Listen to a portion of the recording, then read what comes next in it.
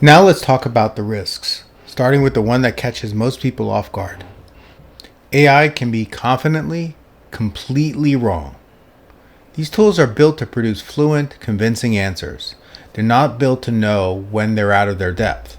So sometimes they'll invent a fact, a quote, a statistic, even a source, and present it with total confidence. People in the field call these hallucinations. The danger isn't that it's wrong. Everything's wrong sometimes.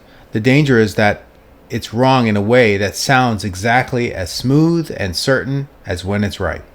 There's no flashing warning light saying this may be incorrect. So you need a simple habit. Match your trust to the stakes.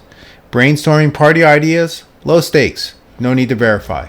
Summarizing an email, skim to confirm that it caught the right points.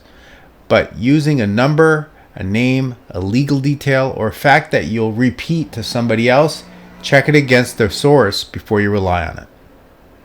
A good rule of thumb: if being wrong would cost you money, credibility, or someone's trust, verify it.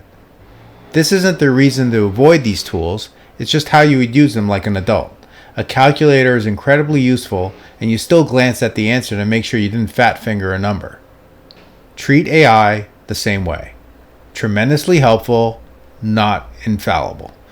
Confident does not mean correct. Keep that one close to you, and you'll avoid the trap that most people fall into.